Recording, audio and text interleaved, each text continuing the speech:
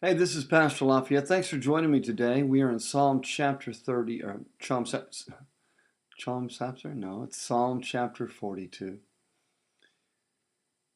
Let's get started. We're going to begin reading, of course, in verse 1. As the deer pants for the water brooks, so pants my soul for you, O God. My soul thirsts for God, for the living God. When shall I come and appear before God? My tears have been my food day and night, while they continually say to me, Where is your God? When I remember these things, I pour out my soul within me. For I used to go with the multitude. I went with them to the house of God with the voice of joy and praise, with a multitude that kept a pilgrim feast. Why are you cast down, O my soul, and why are you disquieted within me? Hope in God, for I shall yet praise him, for the help of his countenance. O my God, my soul is cast down within me.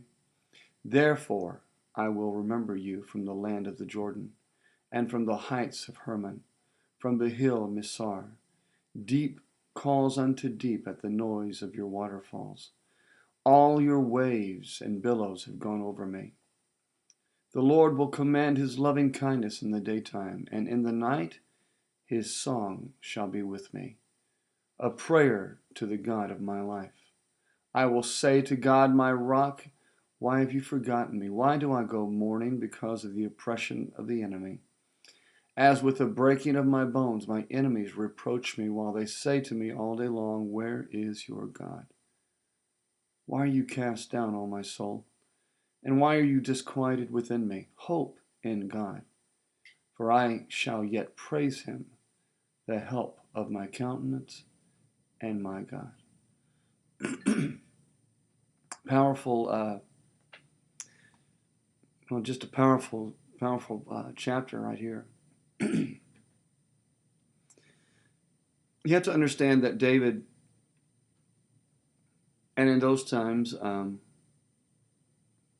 true worship, and it's not that people couldn't call upon God or thank God from wherever they were, but worship was done in a central location. Worship was done in the temple, and that was crucial. So, if you really wanted to go and be alone with God, you would typically go to the temple where God's presence was, spend time with him. People were worshiping there. People were always there. Now, in this, we're seeing that David has been separated. He is unable to go to the temple. And David is expressing his heart for God and his desire just to be close to where the Lord is. So, start at verse 1, because these are powerful verses. This is the heart of a man. He's a king. He's a warrior. The man is not he's not effeminate. He's not a sissy. He's not a girl. He's not trying to get in touch with his feminine side. He's a man's man. Kind of guy that if you said that he wasn't a man, he'd probably slap you down. He's a man's man. Okay, maybe he wouldn't do that, but I'm just saying the guy is a tough guy. He's a warrior. He's slain people. He's brought judgment. He's an amazing person. But listen to his heart. Verse 1, as the deer pants for the water, Lord, just like a deer longs for the springs of water, my soul pants for you, God. My soul thirsts for God, for the living God. When shall I come and appear before God? He's crying out, and some have said that might mean that, when will he finally go and pass from this life to the next? But I see this as him saying, Lord, I want to stand before the holy place. I want to stand before the ark of the covenant and worship you. When am I going to be able to come back? People are after me, but when I long to be in a place where I can just stand before you and pour out my heart, because my soul longs for you. This is a real man. Real men worship God with complete abandon.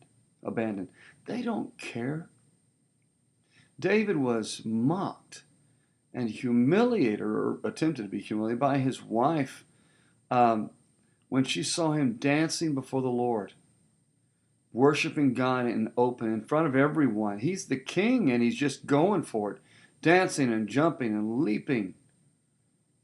David is so much more, and I've heard this said before, but David was more concerned with deity than with dignity. Real men, real people who have a heart for the Lord, they're people who worship God and abandon themselves to Him and praise and seek His holy name. That's David. Is that you? We'll pick this up next week. God bless you today, though. Have a fantastic day. And take some time. Pour out your heart and worship God. Bye-bye.